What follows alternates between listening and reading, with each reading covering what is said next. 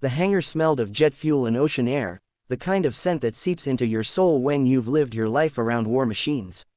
The sunlight filtered through the steel ribs of the structure, glinting off the wings of silent aircraft lined in perfect formation. Men in uniform moved briskly across the tarmac, their boots striking rhythmically like the ticking of fate itself. At the center of it all, a woman stood alone, helmet tucked under her arm, her eyes fixed on the roaring horizon where the sea met the sky. No one knew her name. No one dared to ask.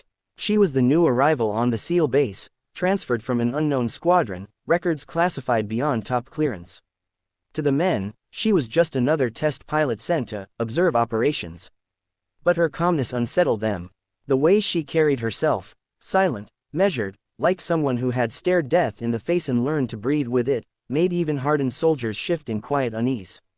That morning, the Admiral, a man known across every SEAL detachment for his iron discipline and dark humor, decided to test her. He approached with that usual grin, the kind that made the younger recruits freeze. "Well, Lieutenant," he said, tapping the brim of her cap playfully, "if you're going to walk around my base like you own it, I suppose I should at least know your call sign." It was meant as a joke. Everyone around chuckled, expecting some awkward reply or nervous smile.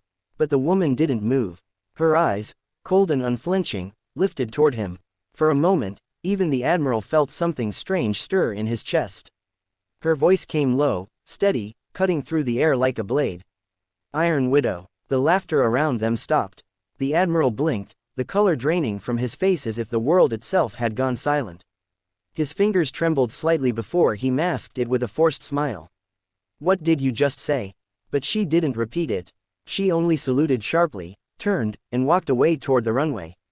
Behind her, the Admiral stood frozen, because that name, Iron Widow, wasn't supposed to exist anymore. That call sign had died years ago, along with the pilot who bore it. The name belonged to Captain Amelia Cross, a combat aviator who had saved an entire SEAL extraction team during Operation Silver Storm. Her plane had been hit mid-air. Instead of ejecting, she stayed in the cockpit to steer the burning jet away from her comrades, ensuring their survival at the cost of her own. They'd found nothing but wreckage in the sea. The mission report listed her as Kia. Posthumous medals, honors, a folded flag. She had become a legend, the kind that haunted the living. And now, standing in the same hangar years later, someone had spoken that name aloud. The Admiral stumbled back to his office, his heart pounding like it did that night years ago when he'd watched the radar go silent.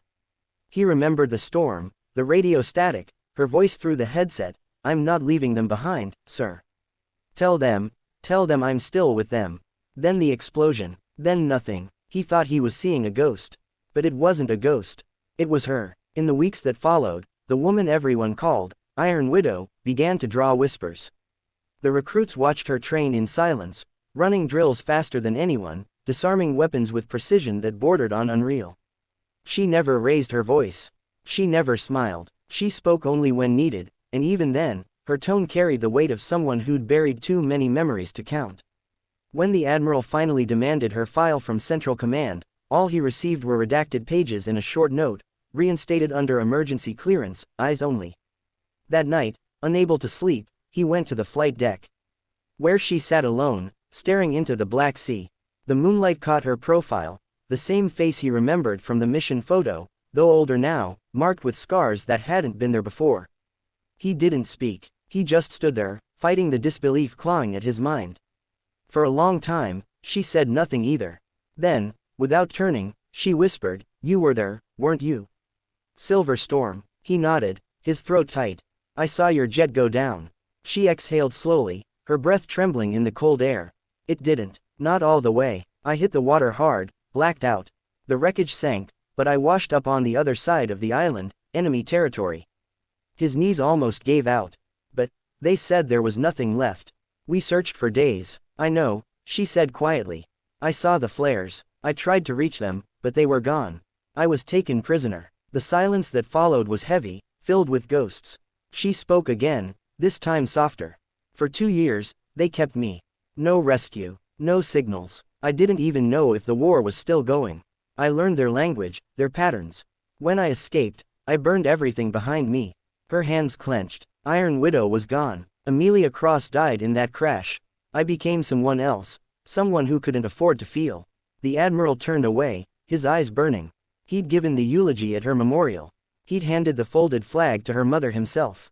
And now, here she was, not the bright, laughing pilot he remembered, but a shadow made of steel and silence.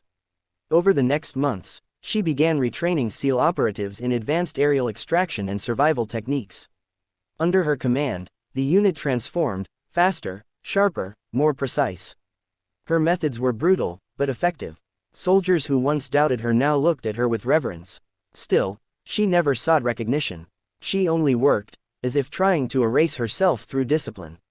Then came Operation Black Tide, a high-risk rescue deep in enemy waters.